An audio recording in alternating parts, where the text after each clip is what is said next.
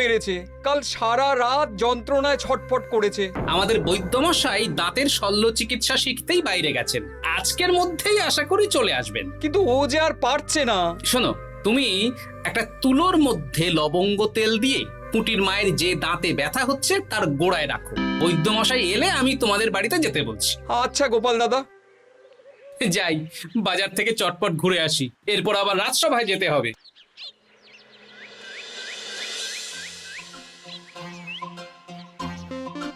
উফ, কি গরম রে বাবা, ছাতা নিয়ে বেরোলে ভালো হতো। এই তো সামনে আখের রস বিক্রি হচ্ছে, একটু আখের রস খাই, শরীরটা বেশ চাঙ্গা লাগবে। ভাই, আখের রস কত করে দিচ্ছ? 1 ভাঁড় 10 আনা গোপাল দাদা। দাও দেখি 1 ভাঁড়। আরে, এই যন্ত্রটা কিন্তু দারুণ। ওই আমাদের রাজ্যের বিজ্ঞানী মশাইয়ের অবদান।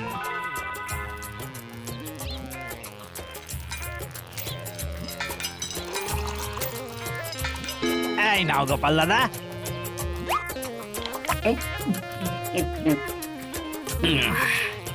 আহ, শান্তি। এই নাও ভাই, তোমার 10 আনা।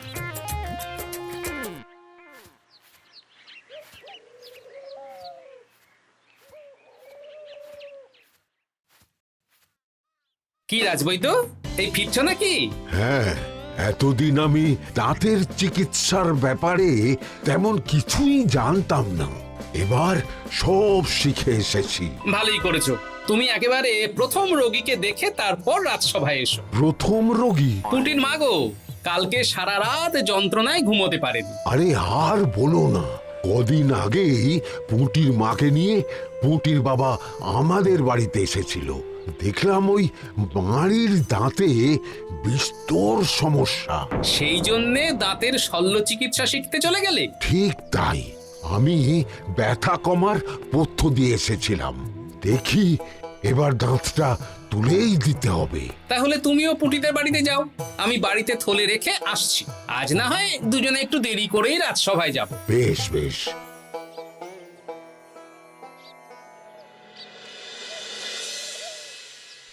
দেখুন মহারাজ, দেখুন আজকে রাজবৈদ্য আসেনি, আর ওদিকে গোপালও ডুব দিয়েছে। এই আনন্দে আমাদেরও ছুটি দিয়ে দিন মহারাজ। কি আনন্দে? এই গরমে বাড়ি বসে একটু আমপানার শরবত খাবো আর ঘুমবো। রাজ্যের সেনাপতি যদি বিশ্রামের কথা বলি, তাহলে আমার আর কিছুই বলার নেই।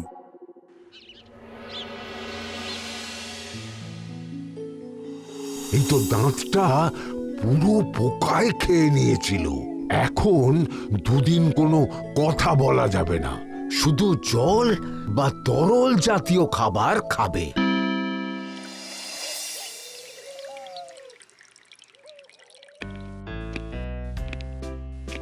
ওই তো গোপাল আর রাজবৈদ্য দুজনে একসাথে রাজসভায় ঢুকছে। রাজবৈদ্য মশাই ওনার জীবনের প্রথম শল্য চিকিৎসা করছিলেন, তাই আমিও দেখছিলাম। তা কি রাজবৈদ্য, সফল হয়েছো?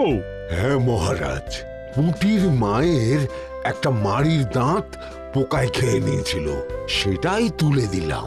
ভালোই হলো, আমাদের রাজ্যে কোনো দাঁত তোলার বৈদ্য বা চিকিৎসক ছিল না। এখন তুমি সাধারণ রোগ ব্যাধি নিরাময়ের সাথে সাথে দাঁতের চিকিৎসাও করবে। কিন্তু মহারাজ, একটা যে সমস্যা আছে। আবার কি সমস্যা? আমি যে দাঁতের শল্য চিকিৎসা করি, এটা তো আর রাজ্যবাসী জানে না, তাই কতজন আর আমার কাছে আসবে সে নিয়ে আমার সন্দেহ আছে।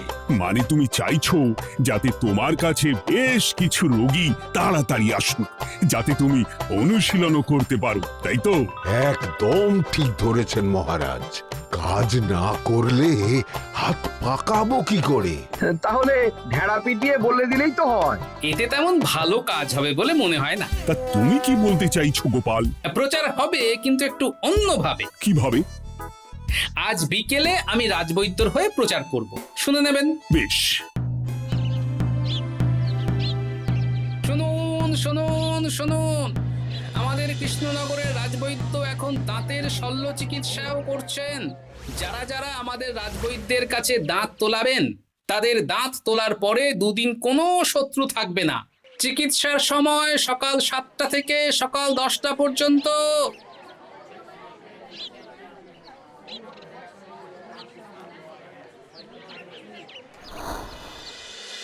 এসব তুমি কি উল্টো পাল্টা কথা বলছো গোপাল? উল্টো পাল্টা না, আপনি দেখুন না আপনার বাড়িতে লোকজন আসে কিনা। আর কেউ যদি জিজ্ঞাসা করে যে এই রকম প্রচারের কারণটা কি, তাহলে বলবেন রাজসভায় আমার সাথে কথা বলতে আমি বুঝিয়ে দেব। বেশ,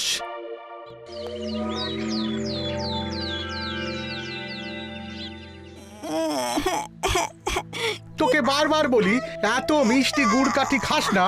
কি করব বাবা, কি ব্যথা।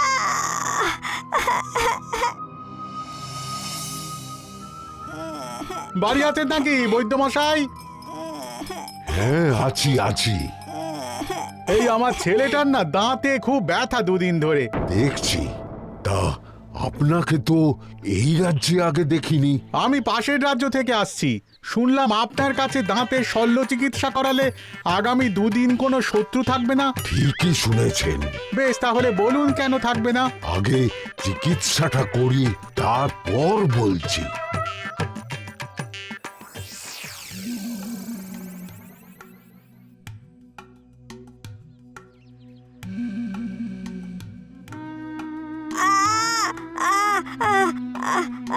আর চিন্তা নেই, এখন দুদিন কোনো কথা বলা যাবে না।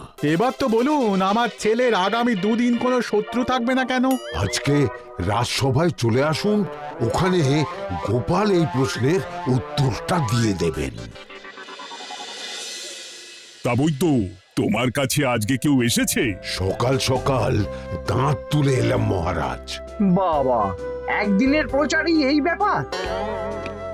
মহারাজ, মহারাজ, বাইরে কয়েকজন অপেক্ষা করছে, তারা গোপাল দাদার থেকে কিছু জানতে চায়। তাদের ভিতরে আসতে বলো।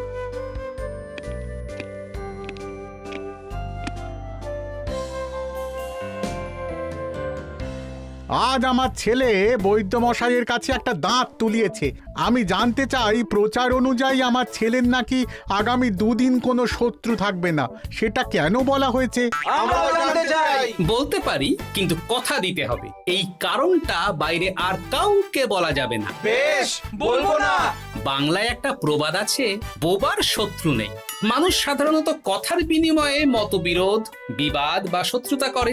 যে ব্যক্তি কথা বলতে পারে না, তাই তার সঙ্গে কথা বলে মতবিরোধ হওয়ার কোনো সুযোগই নেই। মানে যার যার দাঁত তোলা হবে তারা তো আগামী দুদিন কথা বলতে পারবে না। আর কথা না বললে কোনো বিবাদ হওয়ার ব্যাপার নেই। আর বিবাদ না হলে কারো সাথে শত্রুতাও হবে না। কি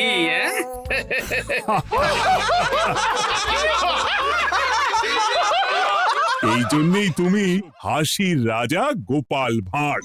কে তোমার কথা শুনতে যাবে? একদিন না হয় প্রচারের চমকে এলো, এরপর কিভাবে আসবে শুনি? এরপর রাজবৈদ্যের সুনামেই লোকজন ছুটে ছুটে আসবে।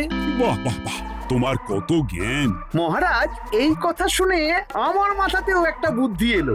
অল্প পুঁজিতে শুধু প্রচারের জোরে এত রোজগার করব না, গোপাল হাঁ করে দেখবে। নিশ্চয়ই কোনো লোক ঠকানোর কথা ভাবছেন। মোটেই না। আচ্ছা, আগামী 3 দিন ব্যাপী মেলা হবে, সেখানেই তোমরা দুজনে তাহলে ব্যবসা করো। বেশ, করব। যে সবচেয়ে বেশি রোজগার করবে তাকে আমি 50 মোহর পুরস্কার দেব। রাজি। মেলার শেষে আমার প্রশংসায় পঞ্চমুখ হবেন সবাই, দেখে নেবেন।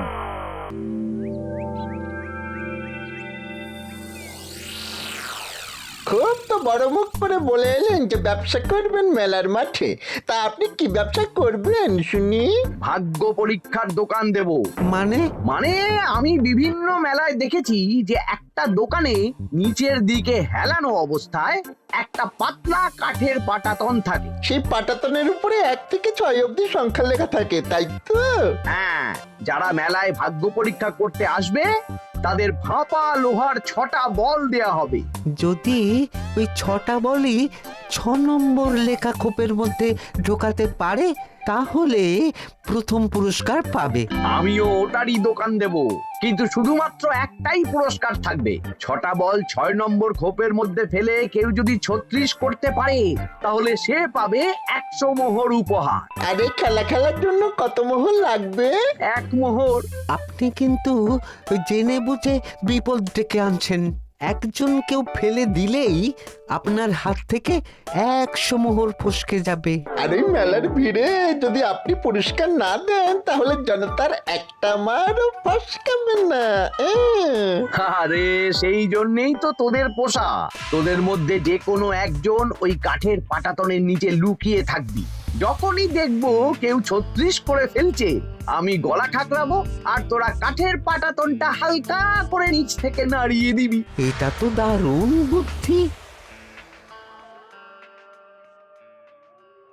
কি বলছো গোপাল, তুমি আখের রসের দোকান দেবে? হ্যাঁ, এই গরমে আখের রসের বেশ চাহিদা। তোমার বানানো ওই যন্ত্রের চাকা ঘোরাবো আর আমার ভাগ্যের চাকা ঘুরবে। সে ঠিক আছে, আমার কয়েকটা যন্ত্র বানানোই আছে। তুমি না হয় মেলায় ব্যবহার করো 3 দিন। ব্যাস, আর চিন্তা নেই। এবার শুধু জমিয়ে আখের রস বিক্রি করব, সাথে বিভিন্ন মশলা, বরফ আর পাতিলেবুর রস দেব।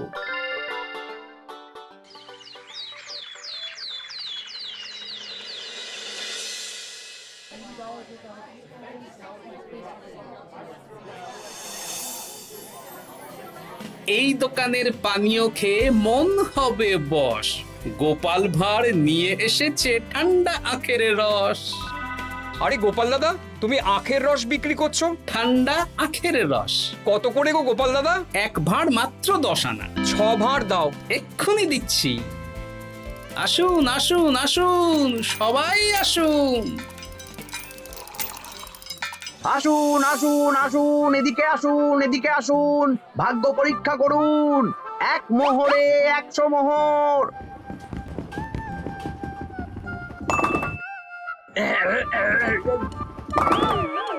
ভাগ্য পরীক্ষা করুন। মন্ত্রী মশাই বলেন কি 1 মোহরে 100? তুমিও ভাগ্য পরীক্ষা করাবে নাকি? একবার বাজিয়ে দেখতে দোষ কি? দাও, আখের রস খেয়ে বরং চলে যাই। এই তো হয়ে এসেছে। এই নাও, ধরো।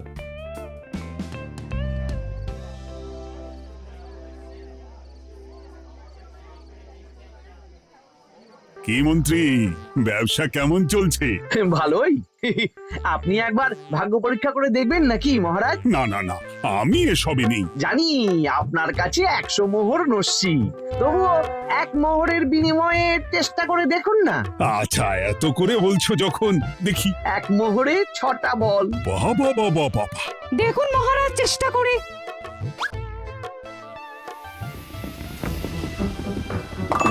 এই তো একটা 6 পড়েছে, আবার চেষ্টা করুন। জয় মা জয় মা। আবার 6। সাবাস। দেখুন হয়ে যেতে পারে, আর তো মাত্র 4টে বাকি। দেখি তৃতীয়টা।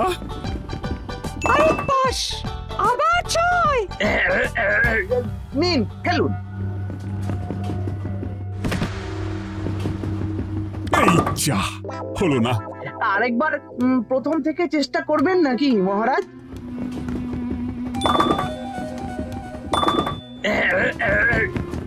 না, এবারেও হলো না। 2 মোহর জলে। অন্য সব জায়গায় বাকি সংখ্যাতেও পুরস্কার থাকে, আপনার এখানে নেই কেন? আমার এখানে ধামাকা পুরস্কার, তাই বাকি আর কিছু রাখিনি। 36 করতে পারলেই 100 মোহর। এই নাও মন্ত্রী, 2 মোহর।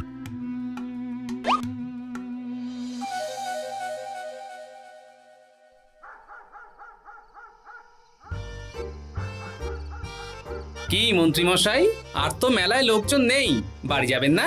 তুমি যাও না, আমি একটু পরে যাব। বেশ, আমি এগোলাম। গোপাল আর মন্ত্রী, তোমাদের কার কেমন রোজগার হয়েছে একদিনে? মহারাজ, কালকে আমার 7 মোহর 20 আনা রোজগার হয়েছে। আমার 70 মোহর, কিন্তু খরচ কিছুই হয়নি, কারণ কেউ 36 করতে পারেনি মহারাজ। বাহ বাহ বাহ। আমি তো বলেছিলাম আমি যখন ব্যবসা করব গোপাল আমার ধারে কাছে দাঁড়াতে পারবে না। বেশ, এখনো তো আজ আর কাল 2 দিন মেলার বাকি আছে। দুদিনেও আমার দুটো কানা করিও খরচ হবে না, শুধুই রোজগার। গোপাল যতই প্রচার করুক আর যতই ভালো আখের রস বানাক না কেন, আমার ব্যবসাকে টপকাতে পারবে না। ঠিক আছে, আজকে আমি একবার ভাগ্য পরীক্ষা করে দেখবো। আমার দোকানে সুস্বাগতম।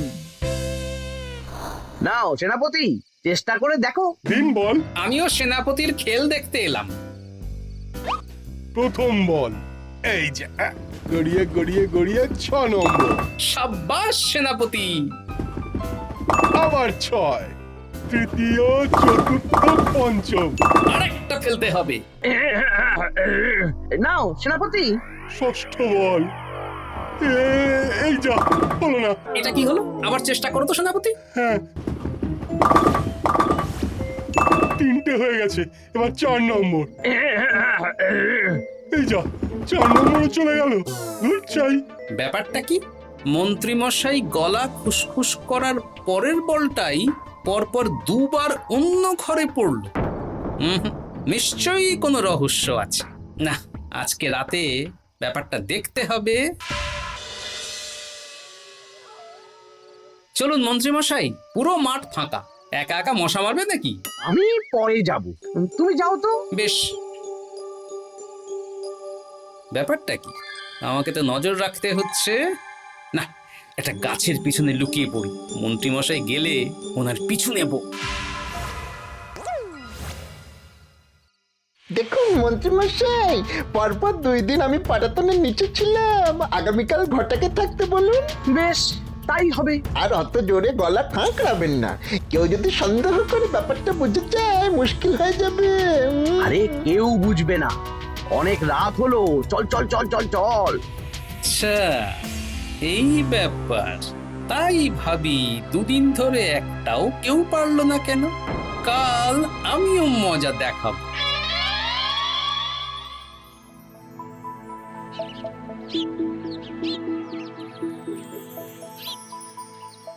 বাবা চলে এসেছেন দেখছি। এত চাহিদা না আমার এই ভাগ্য পরীক্ষার, তাই আগে আগে চলে এসেছি। মন্ত্রীমশাই, আপনাকে মহারাজ এক্ষুনি ডাকছেন। এখন কেন? সে তো জানি না, চলুন।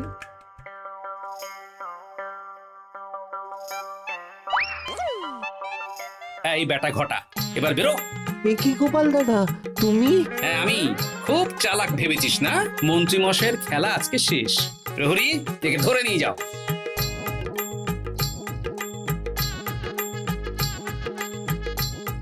বিজ্ঞানী, তুমি তোমার চুম্বক নিয়ে এসেছো তো? হ্যাঁ, এবার 6 নম্বরের নিচে একটা টান টান করে সমান রেখা টানতে হবে, আগা থেকে গোড়া অবধি। তুমি তো সব সকালে বুঝিয়েই দিয়েছো। দাঁড়াও, দাগটা টেনে নি। একদম 6 নম্বর খোপ অবধি যাচ্ছে, সেই অনুযায়ী টান টান করে দাগ টানো। টানছি, তুমি বাইরে নজর রাখো। নজর রাখছি। কাজ হয়ে গেছে, তুমি একবার অনুশীলন করে দেখে নাও। হ্যাঁ দেখছি। শুরু করো। শুরু করছি। একদম পাক্কা আছে। দূর, কেউ ডাকেনি, অকারণে সময় নষ্ট করলো। কতগুলো খদ্দের ফিরে গেছে কে জানে। কি হলো মন্ত্রী মশাই, এত রাগ কিসের? রাগ হবে না, ওরই বেটা আমার সাথে মজা করছিল। বেশ অনেকজন খদ্দের ফিরে গেল, আমার কত ক্ষতি হয়ে গেল। আমি খেলে আপনার ক্ষতিপূরণ দিতে পারি। কি, তুমি খেলবে? হ্যাঁ, ভাগ্য পরীক্ষা করতে দোষ কোথায়? ওই তো বেশ কয়েকজন সভাসদেরা আসছেন, সবার সামনেই খেলবো। তাহলে শুরু করি। হ্যাঁ, শুরু করো। এই বল যা, 6 নম্বরে যা। আরে বাস, গোপালের ফেলাপল তো গড়ালো না, সোজা 6 নম্বরে চলে গেল। এই দেখুন, আবার যাবে। বলকে আমি বলবো, বল কথা শুনবে। এই বল যা তো, 6 নম্বরে যা। আবার 6, আবার 6। আবার 6। কি, এটা কি হচ্ছে? যা বল, এটাও 6 নম্বরে যা। আবার 6, 100 মোহর। হ্যাঁ, এটা কি করে হলো? দিন মন্ত্রী মশাই, 100 মোহর দিন। ইয়ে, না মানে মন্ত্রী দাও বলছি। আমি আবার খেলবো। ছয়। আবার 6। আবার 100 মোহর। আর নেই। এই ঘটা, আর কি করছিসটা কি? ঘটা নেই মন্ত্রীমশাই, আমি আছি। আর আছে আমার চুম্বক। মানে তোমার কারসাজি ধরা পড়ে গেছে মন্ত্রী। গোপাল আমাদের সব বলেছে। হ্যাঁ, আপনি যেমন ছলনা করে ভাগ্য পরীক্ষার ব্যবসা করছিলেন, তেমনি গোপালও ছলনা করে আপনার ব্যবসা উল্টে দিল।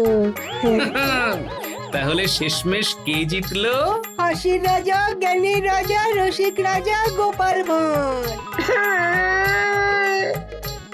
লোকের ভাগ্য পরীক্ষা করছিলাম আর আমারই দুর্ভাগ্য নেমে এলো।